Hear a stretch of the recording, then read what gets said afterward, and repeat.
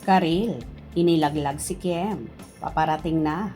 Actress, ultimate happiness, ang wish sa kaarawan.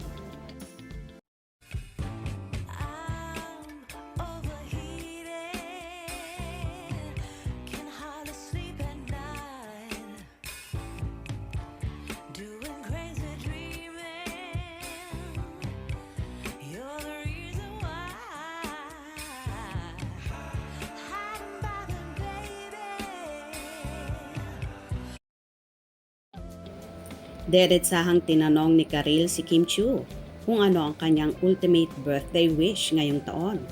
Simple pero makahulugan ang sagot ng actress host.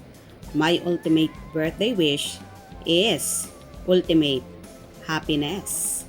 Sinundan pa ito ni Kim ng isang emosyonal na mensahe ng pasasalamat sa mga taong patuloy na sumusuporta sa kanya. Happiness lang yung ininom mo, naiyak ka na kagad. Ang bilis, oh. Kasi paparating din! Oo, yan yung happiness. Happy tears. Happy tears. Yes! I am so happy. I am so grateful dahil everyday binibigyan niyo ako ng chance to redeem myself and to be better in front of madlang people. Kahit anong iba to sa akin, lumalakas ako. Lahat niya. Aminado rin si Kim na hindi siya perpekto, pero labis ang kanyang pasasalamat sa mga patuloy na nagtitiwala sa akin. Wala talagang perfect pero binibigyan niyo ako ng paulit-ulit na pagkakataon sa lahat ng nagtitiwala at nagmamahal sa akin. Though hindi ako super galing in everything I do, pero paulit-ulit nila akong sinusuportahan kaya I reach my ultimate happiness because of you. Dagdag pa niya. Pero for you, what is your ultimate birthday wish this year? Oh, my ultimate birthday wish is ultimate happiness. Yes! Oh my God! The highest level. Tila inilaglag nga ni Karil si Kimi sa pagkakataon na yon sa pagsasabing paparating na.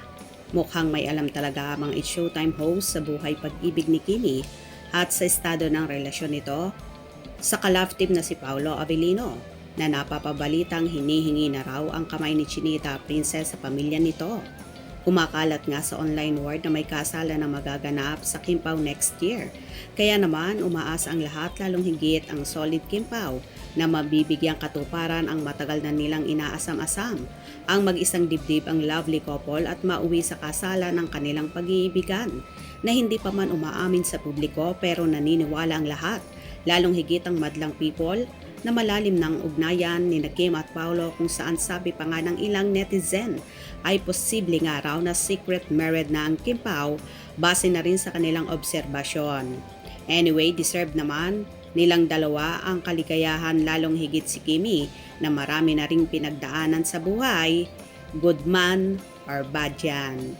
Kayo ba so excited na rin sa magaganap na kasalan sa Kim Pao next year? Hope you enjoyed. Please subscribe for more info.